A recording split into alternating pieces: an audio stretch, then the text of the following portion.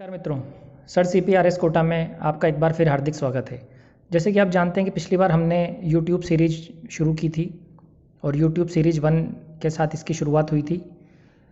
पिछली बार हमने उसके केवल प्रश्न दिए थे, इस बार हम उसके उत्तर पर चर्चा करेंगे। हालांकि हमें कई स्टूडेंट्स के फीडबैक मिले कि उसी सीरीज में ही हम उसके प्रश्नों के साथ उत्तर भी दें, तो नेक्स्ट टाइम से हम ये ध्यान रखेंगे कि जिस सीरीज में प्रश्न है उसी में ही साथ में उसके उत्तर दें। एक्चुअली अलग से उत्तर देने का या अलग से उत्तर पर एक वीडियो बनाने का कारण ये था कि चूंकि उत्तर जो होते हैं उन पर थोड़ी सी हम चाहते हैं डिस्कशन भी हो जाए, ताकि उससे आपको कई दूसरे सवालों को हल करने में भी मदद मिले। ये हमारा मूल मकसद था। हम इसे अगली बार से एक ही वीडियो में हम दोनों चीज़ें, प्रश्न भी और उत्तर डिस्कशन दोनों करने की कोशिश करेंगे। तो यूट्यूब सीरीज 1 जो थी उसमें जैसा कि आप जानते हैं कि जो हमारे टॉपिक्स थे वो भारत की संसद, राष्ट्रपति और उपराष्ट्रपति थे, तो उनके सैद्धांतिक और व्यवहारिक पहलुओं सहित ये टॉपिक्स पर हमने सवाल आपको दिए थे। तो हम ज़्यादा देर नहीं करते हुए शुरू करते हैं इसके क्वेश्चन आंसर डिस्कशन। तो पहला जो सवाल था वो था कि 17वीं लोकसभा में निर्वाचित महिला सांसदों से संबंधित निम्न कथनों पर विचार कर असत्य कथन छांटिए। तो इसका जो उत्तर है वो है 4। मतलब पहली लोकसभा की तुलना में 17वीं लोकसभा में महिला सांसदों की संख्या 4 गुना से अधिक हो गई। 4 गुना से अधिक नहीं हुई। पहली लोकसभा में जो निर्वाचित महिला सांसद थी वो 24 थी और 17वीं लोकसभा में इनकी संख्या 78 हो गई। तो इस तरह से ये तकरीबन 3 गुना हुई। तो पहला जो प्रश्न है उसका आंसर है 4, सही आंसर।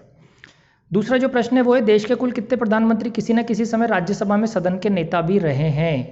तो इसका जो उत्तर है वो है पहला जो है 5, वो इसका सही जवाब है। तो अगर आप देखेंगे तो किसी न किसी समय पर भारत के 5 प्रधानमंत्री जो थे वो राज्यसभा में सदन के नेता रहे हैं। इनमें लाल बहादुर शास्त्री, विश्वनाथ प्रताप सिंह, इंद्र कुमार गुजराल, HD देवगौड़ा और मनमोहन सिंह शामिल हैं। तो ये हमारा जवाब होगा 1। प्रश्न 3 जो है वो है केंद्र में UPA सरकार के 2 कार्यकाल के दौरान निम्न में से क्रमशः कौन लोकसभा में सदन के नेता रहे। तो इसका जो जवाब है वो है 3, मतलब प्रणब मुखर्जी और सुशील कुमार शिंदे। तो प्रणब मुखर्जी थे वो जब से UPA की जो पहली गवर्नमेंट बनी उसके साथ थी वो लोकसभा में सदन के नेता बने, और 2012 में राष्ट्रपति निर्वाचन में चूंकि वो भागीदारी कर रहे थे तो उस दौरान उन्होंने इसका सदन के नेता के पद से त्यागपत्र दिया, और उसके बाद सुशील कुमार शिंदे शेष अवधि के लिए लोकसभा में सदन के नेता बने। तो जो सही क्रम आएगा वो आएगा प्रणब मुखर्जी और सुशील कुमार शिंदे।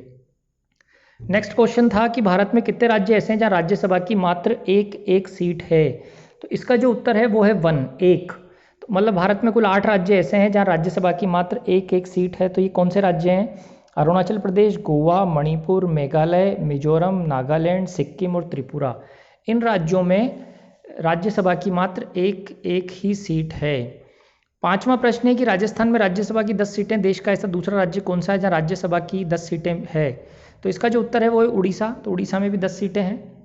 नेक्स्ट क्वेश्चन है लोकसभा और राज्यसभा के कितने वास्तविक निर्वाचित सदस्य वर्तमान में राष्ट्रपति के निर्वाचन में भाग लेते हैं। तो वर्तमान में जो लोकसभा और राज्यसभा के जो वास्तविक निर्वाचित सदस्य हैं, लोकसभा में 543 हैं और राज्यसभा में 233 हैं, तो टोटल 776 हैं। तो इसका जो पहला आंसर है वो सही है।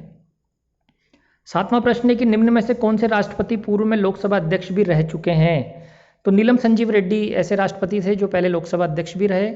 ये 2 बार लोकसभा अध्यक्ष रह चुके हैं। 8वां प्रश्न है कि राज्यसभा महासचिव की स्थिति निम्न में से किसके समकक्ष होती है। तो जो राज्यसभा महासचिव होते हैं उनका जो दर्जा होता है वो कैबिनेट सचिव के समकक्ष होता है। 9वां प्रश्न है निम्न में से कौन लोकसभा में सदन के नेता नहीं रहे। तो इसका जो जवाब है वो है 4, मतलब नारायण दत्त तिवारी। नारायण दत्त तिवारी राज्यसभा में नेता रहे हैं लेकिन लोकसभा में सदन के नेता नहीं रहे। 10वां सवाल है लोकसभा में विपक्ष के पहले आधिकारिक नेता कौन थे। तो इसका जो जवाब है वो है 1, मतलब राम सुभग सिंह जो थे वो लोकसभा में विपक्ष के पहले आधिकारिक नेता थे। नेक्स्ट क्वेश्चन है भारत की अंतरिम संसद का कार्यकाल कितना रहा।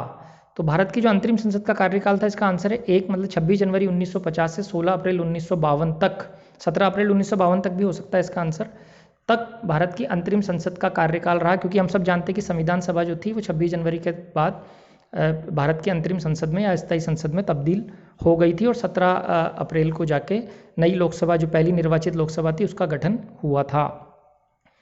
नेक्स्ट क्वेश्चन है 12वां, पहली लोकसभा में भारतीय राष्ट्रीय कांग्रेस के बाद दूसरा सबसे बड़ा दल कौन सा था? तो इसका उत्तर है एक, मतलब CPI, communist party of India. इसके 16 सदस्य निर्वाचित होकर पहली लोकसभा में आए थे और ये दूसरा सबसे बड़ा दल था। यहाँ हम निर्दलीयों की बात नहीं कर रहे हैं, केवल राजनीतिक दलों की बात कर रहे हैं। ठीक है, 13वां प्रश्न है कि संसद के जनसंचार पक्ष से जुड़े निम्न कथनों पर विचार कर असत्य कथन छाटिए। तो इसका जो आंसर है वो है 4, मतलब लोकसभा टीवी ने 12 नवंबर 2005 से 24 घंटे के चैनल के तौर पर कार्य करना आरंभ किया। वास्तव में 12 नवंबर 2005 से नहीं किया था, 24 जुलाई 2006 से 24 घंटे के चैनल के तौर पर कार्य करना आरंभ किया था। 14वां प्रश्न है कि राष्ट्रपति के निर्वाचन और महाभियोग के संबंध में निम्न कथनों पर विचार कर सत्य कथन छांटना था, सही जवाब छांटना था। तो इसका जो सही जवाब है वो है 1, मतलब संसद के मनोनीत सदस्य महाभियोग में भाग लेते हैं, निर्वाचन में भाग नहीं लेते हैं। हम सब जानते हैं कि राष्ट्रपति के निर्वाचन में संसद के निर्वाचित सदस्य ही भाग लेते हैं। तो पहला जो जवाब है वो बिल्कुल सही है। दूसरा जो इसका जवाब है, एक बार इन पर डिस्कस कर लेते हैं। दिल्ली और पुदुचेरी के निर्वाचित सदस्य महाभियोग में भाग लेते हैं, निर्वाचन में भी नहीं, महाभियोग में भाग नहीं लेते हैं जो राज्यों के निर्वाचित सदस्य होते हैं वो। तीसरा, राज्य विधान परिषद के निर्वाचित सदस्य निर्वाचन में भाग लेते हैं, महाभियोग में नहीं। राज्य विधानसभा के निर्वाचित सदस्य निर्वाचन में भाग लेते हैं, ना कि राज्य विधान परिषद के। और चौथा ऑप्शन है संसद के सदस्य महाभियोग में भाग लेते हैं और निर्वाचन में भी। संसद के सदस्य से चूंकि सदस्य लगा हुआ है, इसका मतलब इसमें हमने निर्वाचित नहीं लिखा, इसका मतलब ये सभी सदस्यों से निर्वाचित प्लस नामांकित, इसलिए ये भी जवाब असत्य होगा। तो पहला इसका आंसर सही है। तो 15वां प्रश्न है, निम्न में से कौन से उपराष्ट्रपति रहे जिन्होंने कार्यवाहक राष्ट्रपति के तौर पर कार्य किया है? तो इसका जवाब होगा पहला, वीवी गिरी और बीडी जत्ती। एक चीज़ का ध्यान रखिएगा कि वीवी गिरी ने उपराष्ट्रपति के दौरान जब वो कार्यवाहक राष्ट्रपति बने तब जाकिर हुसैन साहब का निधन हो गया था, राष्ट्रपति थे वो। तो उनके निधन के बाद वीवी गिरी ने कुछ समय कार्यवाहक राष्ट्रपति के तौर पर कार्य किया। और इसी प्रकार से फ़खरुद्दीन अली अहमद साहब जो राष्ट्रपति थे, जब उनका निधन हुआ तो बीडी जत्ती ने कुछ समय पर कार्यवाहक राष्ट्रपति के तौर पर कार्य किया। एम हिदायतुल्लाह साहब जो थे वो भारत के मुख्य न्यायाधीश थे जब उन्होंने राष्ट्रपति के तौर पर कार्य किया था। तो इसका जो जवाब होगा, क्योंकि हम पूछ रहे हैं कि उपराष्ट्रपति कौन से थे जिन्होंने कार्यवाहक राष्ट्रपति के तौर पर कार्य किया, तो इसका जो जवाब होगा वो था वीवी गिरी और बीडी जत्ती, मतलब 1। नेक्स्ट क्वेश्चन है 16वां प्रश्न की, यदि राज्यसभा के सभापति और उपसभापति दोनों पद रिक्त हों तो राज्यसभा के किसी सदस्य को सदन की अध्यक्षता सौंपी जाती है। यह कार्य निम्न में से किसके द्वारा होगा? तो राष्ट्रपति द्वारा ये कार्य होगा। 17वां प्रश्न है, निम्न में से कौन पहली बार लोकसभा सदस्य बनने के साथ साथ लोकसभा अध्यक्ष नहीं चुने गए? मतलब 3 वो ऑप्शन है जो पहली बार लोकसभा सदस्य बनने के साथ ही लोकसभा अध्यक्ष बने। तो इसका जो आंसर है वो है 4, जीएमसी बालीयोगी साहब जो लोकसभा अध्यक्ष थे। ये दूसरी बार जब लोकसभा सांसद चुने गए तब ये लोकसभा अध्यक्ष बने थे। 18वां प्रश्न, भारत में ऐसी स्थिति कब आई जब राष्ट्रपति उपराष्ट्रपति दोनों के पद रिक्त हो गए थे? तो 20 जुलाई 1969 जो दूसरा विकल्प है वो इसका सही जवाब है। इसका कारण ये है कि 20 जुलाई 1969 को जाकिर हुसैन साहब के निधन के बाद वीवी गिरी साहब कार्यवाहक राष्ट्रपति बने, और चूंकि 1969 का जो राष्ट्रपति निर्वाचन था उसके लिए वीवी गिरी साहब ने 20 जुलाई 1969 को उपराष्ट्रपति पद से त्यागपत्र दे दिया। तो चूंकि वही कार्यवाहक राष्ट्रपति का काम कर रहे थे और चूंकि उन्होंने राष्ट्रपति का चुनाव लड़ने के लिए इस्तीफा दिया, तो 20 जुलाई 1969 को दोनों पद रिक्त हो गए। इस स्थिति में भारत के जो मुख्य न्यायाधीश थे एम हिदायतुल्लाह साहब, तब उन्होंने कार्यवाहक राष्ट्रपति के तौर पर कार्य किया जब तक कि राष्ट्रपति के निर्वाचन की प्रक्रिया पूरी नहीं हो गई। तो ये जो अवधि थी 20 जुलाई 1969 को, इस दिन दोनों पद रिक्त थे। नेक्स्ट क्वेश्चन है, किसी संघ राज्य क्षेत्र की विधानसभा के निर्वाचित सदस्यों ने राष्ट्रपति के निर्वाचन में पहली बार कब से भाग लेना शुरू किया? तो इसका आंसर है 3, 1997 का जो निर्वाचन था उसमें पहली बार दिल्ली और पुदुचेरी ने के जो निर्वाचित जो विधानसभा सदस्य थे उन्होंने भागीदारी की थी। और ये 17वां संविधान संशोधन अधिनियम हुआ था 1992 में, उसके द्वारा इन्हें अधिकार दिया गया था राष्ट्रपति के निर्वाचन में भाग लेने का। 20वां जो प्रश्न है वो है, भारत के अंतरिम राष्ट्रपति का कार्यकाल कब से कब तक रहा? तो जो भारत के अंतिम राष्ट्रपति थे हम सब जानते हैं राजेंद्र प्रसाद साहब थे, और इसका जो आंसर है वो है 3, मतलब 26 जनवरी 1950 से 13 मई 1952 तक।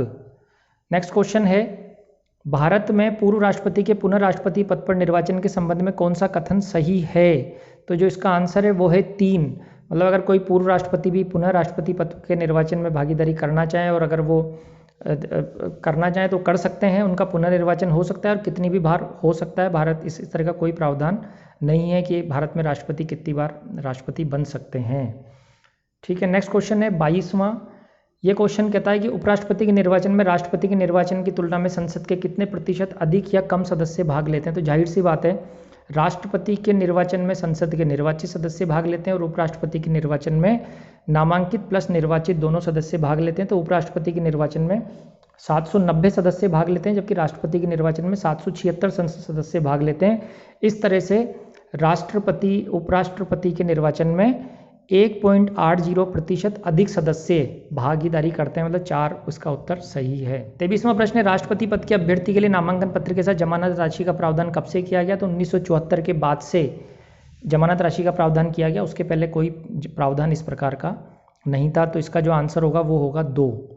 नेक्स्ट क्वेश्चन है 24वां, वर्ष 2022 में होने वाले राष्ट्रपति निर्वाचन के लिए रिटर्निंग अधिकारी संभवतः कौन होंगे? तो इसका आंसर है राज्यसभा महासचिव। तो एक परंपरा बनी हुई है कि एक बार लोकसभा के महासचिव रिटर्निंग अधिकारी होते हैं और एक बार राज्यसभा के महासचिव रिटर्निंग अधिकारी होते हैं। 2012 का जो राष्ट्रपति निर्वाचन था उसमें राज्यसभा के महासचिव रिटर्निंग अधिकारी थे, 2017 के निर्वाचन में लोकसभा के महासचिव रिटर्निंग अधिकारी थे और 2022 के निर्वाचन में राज्यसभा के महासचिव रिटर्निंग अधिकारी होंगे। 25वां प्रश्न है कि राष्ट्रपति के निर्वाचन में भाग लेने वाली महिला प्रत्याशियों के अनुसार निम्न में से सही सुमेलित नहीं है? तो इसका आंसर है 4। श्रीमती लक्ष्मी सहगल जो थी वो 2002 के राष्ट्रपति निर्वाचन में भागीदारी की थी, न कि 1997 में। और अभी तक कुल मिला के 5 जो महिला प्रत्याशी हैं वो राष्ट्रपति चुनाव में भागीदारी कर चुकी है। 2017 में मीरा कुमार ने भी राष्ट्रपति निर्वाचन में अपनी भागीदारी की थी। 26वां सवाल है कि 2017 के राष्ट्रपति निर्वाचन में सभी राज्यों की विधानसभा के सदस्यों के मतों का कुल मूल्य कितना रहा? तो इसका जवाब है 2, मतलब 5,49,495। 27वां सवाल है 2017 के राष्ट्रपति निर्वाचन में निर्वाचित संसद सदस्यों के मतों का कुल मूल्य कितना रहा? तो इसका जवाब है 3, मतलब 5,49,408। अगला सवाल है 28वां, 2017 के राष्ट्रपति निर्वाचन के लिए निर्वाचक गण में कुल सदस्यों की संख्या कितनी थी? तो इसका जवाब है 3, 4,896। तो अगर आप इसको देखेंगे अगर विभाजित करके तो 4,896 में से 4,120 राज्य विधानसभा के सदस्य, 543 लोकसभा के सदस्य और 233 राज्यसभा के निर्वाचित सदस्य थे। 29वां सवाल है कि 2017 के राष्ट्रपति निर्वाचन में किन 2 राज्यों के मतों का कुल मूल्य बिल्कुल बराबर रहा? तो इसका जो जवाब है वो है 3, अरुणाचल प्रदेश और पुदुचेरी। अरुणाचल प्रदेश के मतों का कुल मूल्य 480 था, जब वहीं पुदुचेरी के मतों का मूल्य भी 480 था।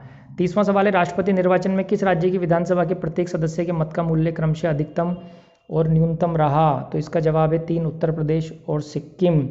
तो यहाँ पर विधानसभा के एक सदस्य के मत का मूल्य उत्तर प्रदेश में 208 है, जबकि सिक्किम में 07 रहा। 31वां सवाल है निम्नलिखित में से कौन निर्विरोध उपराष्ट्रपति निर्वाचित नहीं हुए? तो इसका जो जवाब है वो है 3, गोपाल स्वरूप पाठक जो थे वो निर्विरोध नहीं हुए, बाकी जो शेष 3 हैं वो निर्विरोध निर्वाचित हुए थे। 32वां सवाल है उपराष्ट्रपति द्वारा कार्यवाहक राष्ट्रपति के तौर पर कार्य करने के संबंध में निम्नलिखित में से कौन सा कथन असत्य है?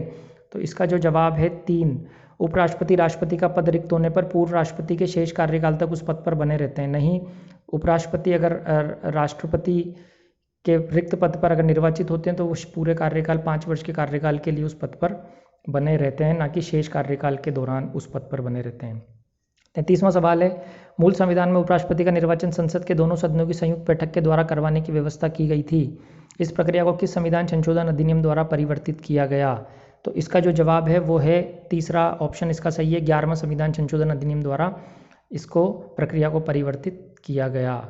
34वां सवाल है निम्नलिखित में से किस राष्ट्रपति के कार्यकाल के दौरान सर्वाधिक प्रधानमंत्री पदासीन हुए? तो अगर चारों विकल्प आप देखेंगे तो दूसरा जो जवाब है डॉक्टर एस राधाकृष्णन वो सही है। डॉक्टर एस राधाकृष्णन का जो कार्यकाल था वो 1962 से 1967 था और इस दौरान जवाहरलाल नेहरू रहे प्रधानमंत्री, गुलजारीलाल नंदा रहे कार्यवाहक प्रधानमंत्री, लाल बहादुर शास्त्री रहे प्रधानमंत्री, उसके बाद गुलजारीलाल नंदा रहे कार्यवाहक प्रधानमंत्री और फिर श्रीमती इंदिरा गांधी रहीं प्रधानमंत्री।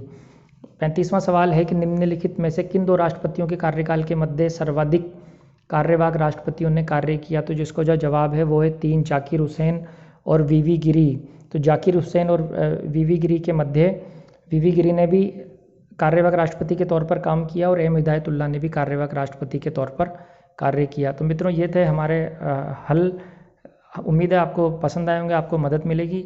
अगली जो हमारी सीरीज होगी, अगली जो यूट्यूब सीरीज 2 होगी वो हम भारत के भूगोल पर करेंगे, विशेषकर भारत का जो भौतिक भूगोल है उस पर हम हमारे प्रश्नों को केंद्रित करेंगे। तो आप उसकी तैयारी कीजिए और अगली बार हम ये भी करेंगे कि प्रश्नों के साथ साथ ही प्रश्न समाप्त होने के बाद उसके प्रश्न उत्तर पर भी, आंसर्स पर भी डिस्कशन करेंगे। Thank you.